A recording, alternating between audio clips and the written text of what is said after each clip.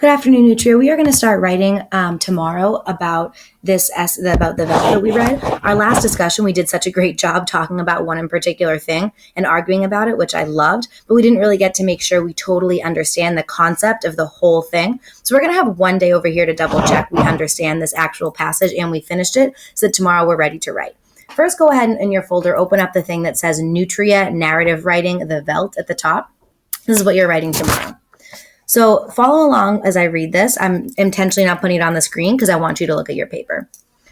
Retell the events in the Welt from the point of view of either Peter or Wendy. So go ahead and annotate the words point of view, circle or underline that, and then write characters, thoughts, and feelings right above it. Because we know when we're talking about point of view, we're talking about thoughts and feelings.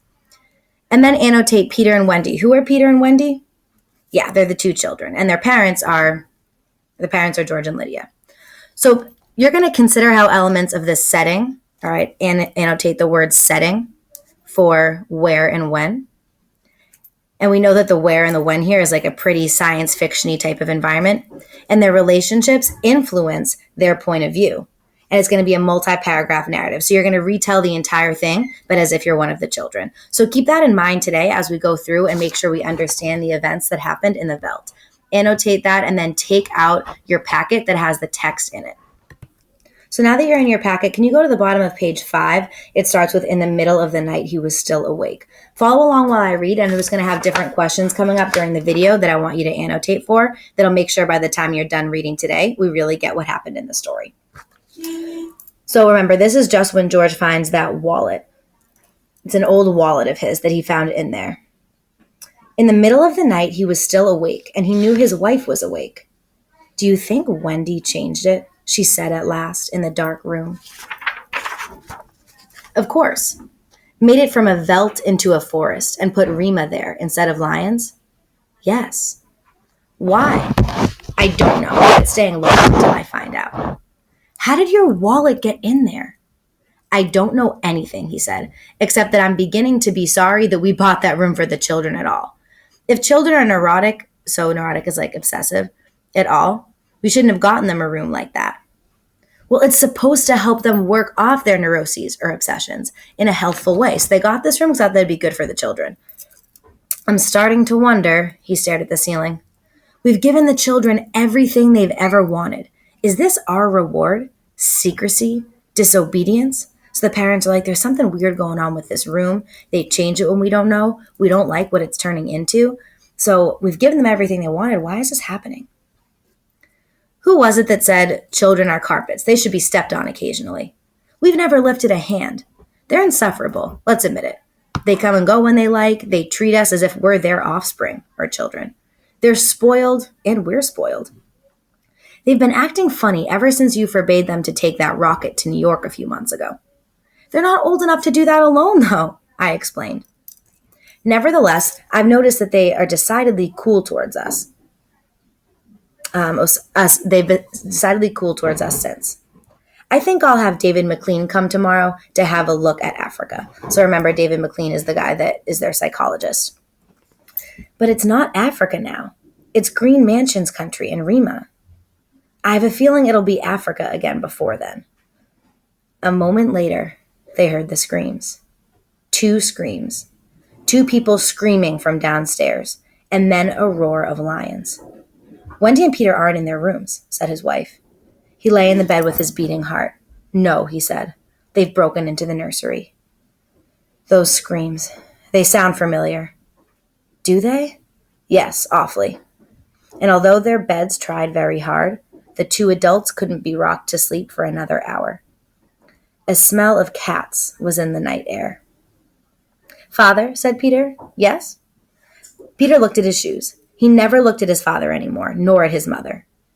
So again, there's all these little kind of clues that are woven in here that show us how this setting, how their lifestyle and smart house has influenced the relationship between the parents and the kids. He never looks at his father anymore. "You aren't going to lock up the nursery for good, are you?" "That all depends." "On what?" snapped Peter. "On you and your sister. If you intersperse this Africa with a little variety, Sweden perhaps, or Denmark, or China, I thought we were free to play around with this as we wished." "You are, within reasonable bounds." What's wrong with Africa, father? Oh, so now you admit that you've been conjuring up Africa, do you? I wouldn't want the nursery locked up, said Peter coldly. Ever. As a matter of fact, we were thinking of turning the whole house off for about a month. Live sort of a carefree, one-for-all existence. That sounds dreadful. Would I have to tie my own shoes instead of letting a shoe tear do it? And brush my own teeth and comb my hair and give myself a bath? It would be fun for a change, don't you think? No, it would be horrid. I don't like when you took the picture out of the paper last month. That's because I wanted you to learn to paint all by yourself, son. I don't want to do anything but look and listen and smell. What else is there to do? All right, go play in Africa. Will you really shut the house sometime soon? We're considering it. I don't think you'd better consider it anymore, father. I won't have any threats from my son. Very well. And Peter strolled off into the nursery. So the next part I'm just going to sort of summarize for you guys. David McLean, the psychologist, comes over and he tells George to turn off the nursery. When they turn it off, they find Lydia's bloody scarf. And then they hit the switch to turn it off. Now flip to page 9, and we're going to keep going over here. Page 9, where it says the two children. This is a couple paragraphs in.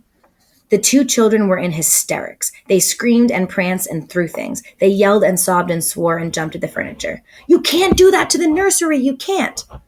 So wait a second.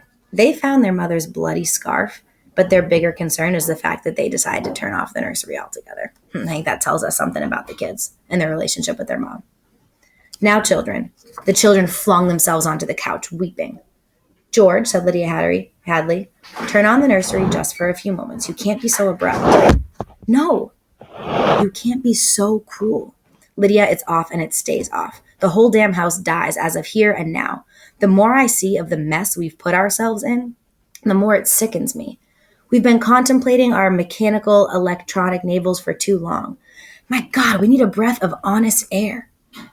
And he marched about the house, turning off the voice clocks, the stoves, the heaters, the shoe shiners, the shoe lacers, the body scrubbers and swabbers and massagers, and every other machine he could put his hand to. The house was full of dead bodies, it seemed. Sorry. Excuse me. Excuse me. It felt like a mechanical emergency. So silent. None of the humming hidden of machines waited to function at the tap of a button. Don't let them do it, wailed Peter at the ceiling, as if he was talking to the house, to the nursery. Don't let father kill everything.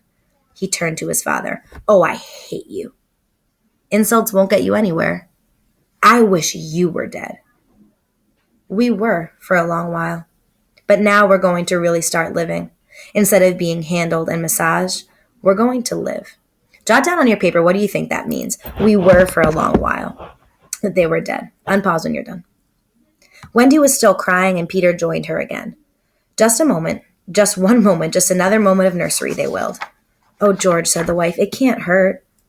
All right. If they'll just shut up. 1 minute, mind you, then it's off forever. Daddy, Daddy, Daddy, sang the children, smiling with wet faces. And then we're going on a vacation. David McLean is coming back in half an hour to help us move out and get to the airport. I'm going to dress. You turn on the nursery for 1 minute, Lydia. Just a minute, mind you. And the three of them went babbling off while he let himself be vacuumed upstairs through the air flue and set about dressing himself. A minute later, Lydia appeared. I'm glad when we get away, she sighed. Did you leave them in the nursery? I wanted to dress too. Oh, that horrid Africa. What can they see in it? Well, in 5 minutes, we'll be on our way to Iowa. Lord, how did we ever get in this house? What prompted us to buy this nightmare? So they're finally about to have this turning point. He's like, all right, only a few more minutes with the nursery turned on, and then we're gone. Pride, money, foolishness. I think we'd better get downstairs before those kids get engrossed with those damn beasts again. And then they heard the children calling, Daddy, Mommy, come quick, quick. All right, finish this passage on your own at a 0 and just jot down some reactions that you have or stuff like that at the end.